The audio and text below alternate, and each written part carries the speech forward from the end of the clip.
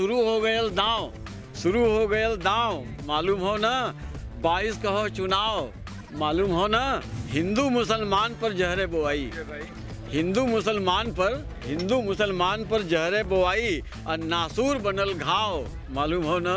राजनीतिक अगर मुद्दे को उठाकर लेकर चले तो ओवैसी जी जो इस बार पार्टी यहाँ से चुनाव लड़े का मन बनाया है, इससे सब बीजेपी को फ़ायदा मिलने वाला है। हाँ, हम भी चाहते हैं कि मेरे दुकान पर आवें और चाय पिए। मेरे कुल्हड़ में तो चाय पी चुके हैं, मगर हम भी यहाँ पर चाहते हैं कि मेरे दुकान पर एक बार आकर तुलसी की चाय पिए। नमस्कार, मैं रोशन जायसवाल आपके बीच एक बार फिर से आ पहुँचा हूँ वाराणसी के 80 घाट पर। वरुणा और 80 को मिलाकर ही जो नाम बनता है, जो शहर बनता है, उसे वाराणसी कहते हैं। और यहाँ का मिजाज टटोलने के बाद आधे बनारस का मिजाज पता चल जाता है और 2022 का चुनाव बिल्कुल ही नज़दीक आ पहुँचा है।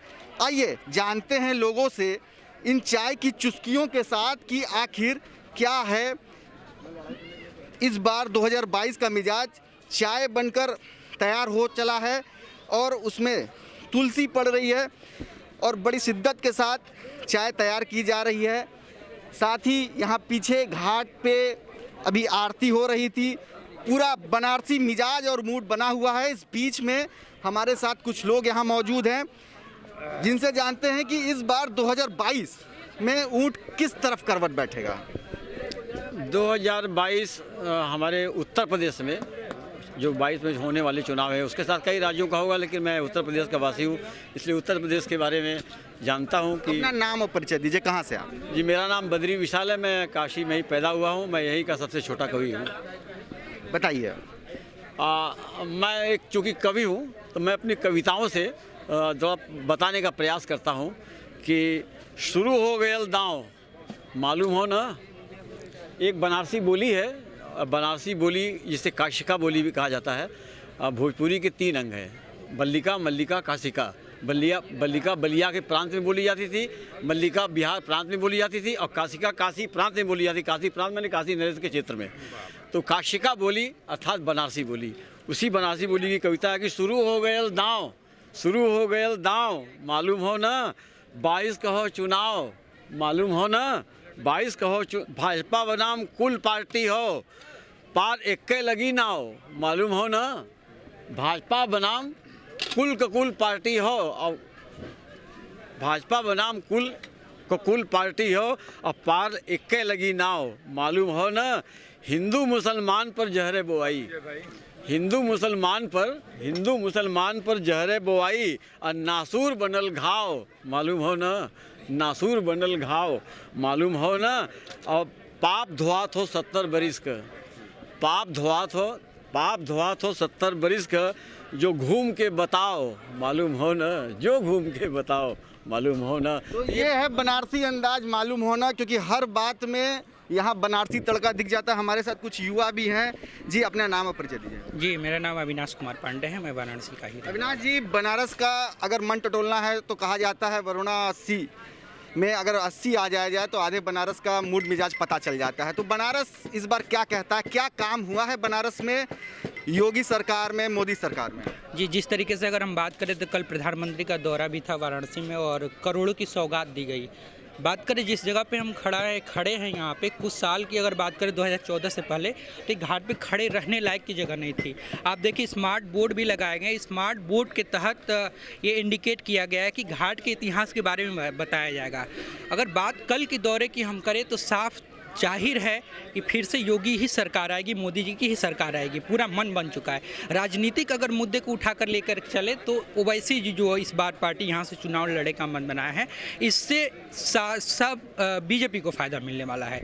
और बनारस की जनता मोदीमय है, योगीमय है। और बनारस की जनता योगीमय है, मोदीमय है। आइए यहाँ पर चाय वालों की तैयारी भी देखते हैं।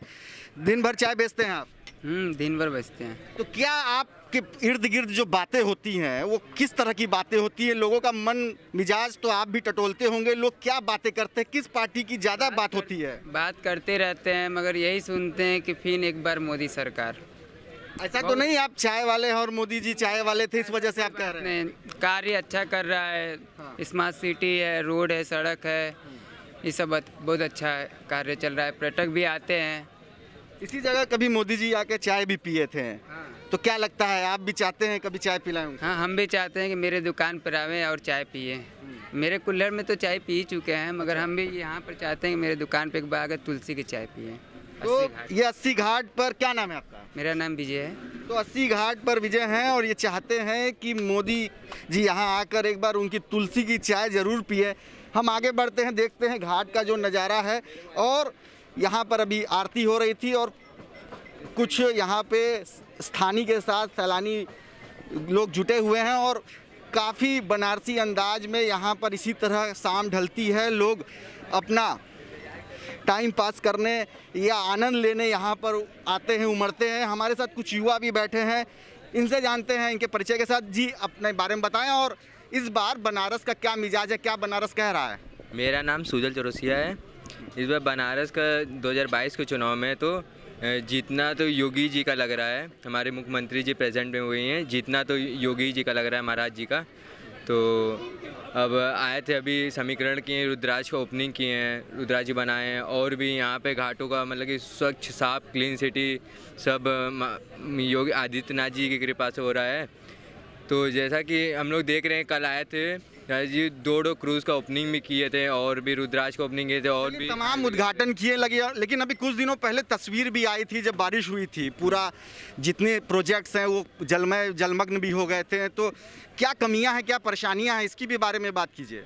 ये जलमग्न तो नेचुरल की वजह से हो रहा है, तो किसी गलती नहीं सरकार की। उसको मतलब कि दोबारा उस प्रोजेक्ट पे काम करना है, तो उस प्रोजेक्ट पे तो काम चलेगा ही दोबारा।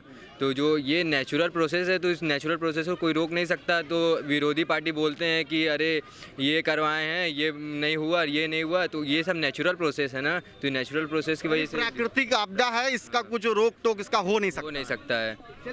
चलिए ये युवा है, इनका कहना है कि जो बीते दिनों बारिश हुई थी और जो समस्याएं पनपी थी उसकी वजह से दिक्कत परेशानी बढ़ी थी और जो तस्वीर बनारस की पेश हुई थी वो कहीं ना कहीं अच्छी नहीं थी। और लेकिन इसके वजह साफ तौर पर जो प्राकृतिक आपदा है, बारिश जैसी चीज़ें हैं, वो जिम्मेवार है।